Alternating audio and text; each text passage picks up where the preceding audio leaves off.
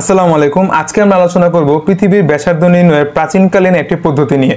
পৃথিবীর ব্যাসার্ধ সর্বপ্রথম নির্ণয় করতে পেরেছিলেন ইরাটোস্থেনিস। তিনি আসলে কোনো জিওস্টেশনারি স্যাটেলাইট না, কোনো ধরনের কোনো অ্যাস্ট্রোনমিক্যাল ইউনিটের সাহায্যে না, শুধু এবং শুধুমাত্র ত্রিকোণমিতির নলেজ এবং একটা মাত্র লাঠির নলেজ দিয়ে তিনি পৃথিবীর ব্যাসার্ধ বের করে ফেলেছিলেন।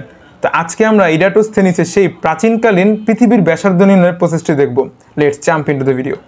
তো ধরলাম যে এটি হচ্ছে আমাদের পৃথিবী আর্থ, আর এটি হচ্ছে সূর্য বা সান। এখন তিনি একটি নির্দিষ্ট দিনে, সেই দিনটি হচ্ছে 21শে জুন, সেই দিনটি হচ্ছে 21শে জুন, একটি নির্দিষ্ট দিনে তিনি খেয়াল করলেন যে সূর্য থেকে আসা আলোকরশ্মি 21শে জুন এই লাঠির উপর কোনো ছায়া তৈরি করতে পারে না। কারণ কি? কারণ হচ্ছে এই সূর্যের আলোকরশ্মিগুলো লাঠির উপর একেবারে লম্বভাবে আপতিত হচ্ছে, যার কারণে এখানে কোনো ছায়া তৈরি হচ্ছে না। তো 21শে জুন তিনি এখানে কোনো ছায়া পান নাই। তিনি করলেন কি, পরের বছর নেক্সট ইয়ার তার থেকে 5000 স্টেডিয়া দূরে, এতটুক দূরত্বে তিনি আরেকটি লাঠি স্থাপন করেছেন নেক্সট ইয়ার একই দিনে, মানে নেক্সট ইয়ারের 21শে জুনে তিনি এই লাঠিটা স্থাপন করেছেন।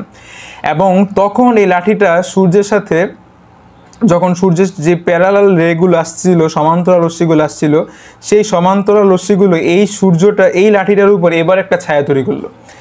এবং সেই ছায়াটা ধরলাম যে এইখানে একটা ছায়া তৈরি হলো, ধরলাম যে এখানে একটা ছায়া তৈরি হলো। এবং এই ছায়ার সাথে এই যে ছায়ার মাথা, এই ছায়ার মাথা এবং লাঠির মাথা, এই দুটোকে সংযোগকারী রেখাকে যদি আমরা যোগ করি তাহলে এই উপরে যে কোণটা পাবো সেই কোণটা তিনি ভ্যালু বের করেছিলেন 7.2 ডিগ্রি। 7.2 ডিগ্রি ভ্যালু তিনি বের করেছিলেন। এখন দেখো তোমরা যে আমরা যদি এই লাঠির, নিচের লাঠির এই রেখাটাকে পিছনের দিকে বর্ধিত করি এভাবে, আর এই রেখাটাকে, এই লাঠির এই রেখাটাকে যদি পিছনের দিকে বর্ধিত করি তাহলে তার একেবারে পৃথিবীর কেন্দ্রে যে মিলিত হবে, এই যে তারা পৃথিবীর কেন্দ্রে এসে মিলিত হলো।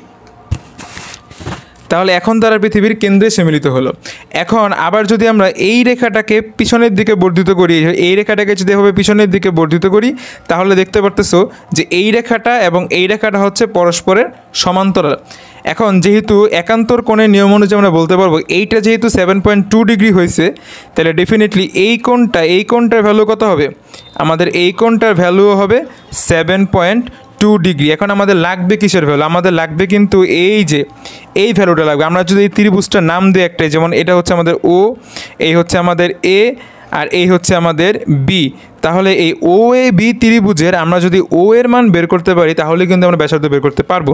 এখন আমরা যদি যেহেতু জানি এই কোণটার মান 7.2 ডিগ্রি, তাহলে আমরা tan থিটা সূত্র লিখতে পারবো। tan থিটা সূত্র কী লিখবো? আমি যদি এখান থেকে লিখি, tan থিটা সমান সমান লেখা যাবে, তো tan এর ভ্যালু যেহেতু এখানে, থিটার ভ্যালু যেহেতু এখানে আমরা জানি 7.2, আমি 7.2 এখানে বসিয়ে দিলাম।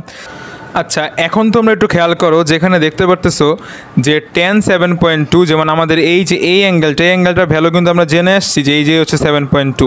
তাহলে এটা যদি আমাদের থিটা হয় তাহলে tan থিটা এগুলো তো কী হবে? লম্ব বাই ভূমি। এখানে লম্ব হবে এই যে এ বি, এই যেটা হবে যে আমাদের লম্ব, এই যেটা হবে লম্ব, আর ভূমি কোণটা হবে, ভূমি হবে ও এ।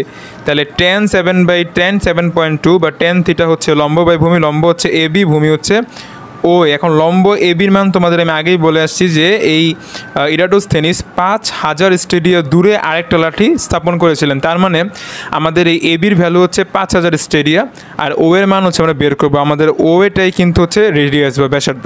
তো এখন এখান থেকে ক্যালকুলেশন করলে আসবে ও ইজ ইকুয়াল টু আসবে 5000 স্টেডিয়া ডিভাইডেড বাই 10 7.2, ক্যালকুলেশন করলে আসবে 39,579.08 স্টেডিয়া। এখন যদি এটাকে আমরা মিটারে কনভার্ট করি তাহলে কী হবে?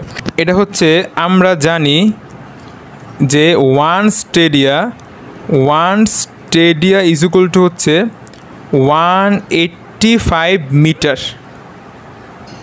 ঠিক আছে, তাহলে আমরা যদি অতএব এত স্টেডিয়া বের করি তাহলে 39,579.08 স্টেডিয়াতে হবে। জাস্ট আমরা যদি তার সাথে এই 185 মিটার গুণ করে দিই তাহলে যেটা আনসার আসবে সেইটা গুণ করলে এখানে আনসার আসতেছে 7322128.96 মিটার। বাট যদি এটাকে আমরা কিলোমিটারে কনভার্ট করি তাহলে কত আসবে? তাহলে এখান থেকে জাস্ট 3টা দশমিক সামনে নিয়ে আসবো, তাহলে হবে 7,322.12896 কিলোমিটার। তাহলে আমরা ও এর ভ্যালু পেলাম কত? ও এর ভ্যালু পেলাম যে 7,322.1289 kilometre according to Eratosthenes. But recent বা মডার্ন টেকনোলজি অনুযায়ী বা স্যাটেলাইট দিয়ে আমরা পেয়েছি পৃথিবীর ব্যাসার্ধ হচ্ছে 6,371 কিলোমিটারের মতো। তাহলে বর্তমানে আমাদের এত অ্যাডভান্স টেকনোলজি দিয়ে আমরা পেলাম 6,371, বা রাফলি বলতে গেলে যদি আমরা বলতে চাই তাহলে 6,400 কিলোমিটার। আর ইরাটোস্থেনিস জাস্ট সিম্পল একটা ক্যালকুলেশন করে তিনি তৎকালীন সময় আইডিয়া করে ফেলেছেন যে পৃথিবীর ব্যাসার্ধ 7,000-এর আশেপাশে, যা কিন্তু খুব বেশি ডিস্টেন্স না, খুব বেশি ডিফার করে না। এই মডার্ন টেকনোলজির সাহায্য ছাড়াও তিনি যে এই বিষয়টাকে বের করতে পেরেছেন, just salute. It's the beauty of math. এটাই হচ্ছে ম্যাথের সৌন্দর্য। আর এইভাবে ত্রিকোণমিতির একটা মাত্র সিম্পল লজিকটাকে কাজে লাগিয়ে পৃথিবী ব্যাসার্ধ কিন্তু বের করে তিনি ফেলেছিলেন। তো আজ এই পর্যন্তই। নেক্সট অন্য কোনো ভিডিওতে অন্য কোনো ইন্টারেস্টিং টপিক নিয়ে আবার হাজির হবো ইনশাল্লাহ। ততদিন পর্যন্ত সবাই ভালো থাকবেন। আল্লাহ হাফিজ।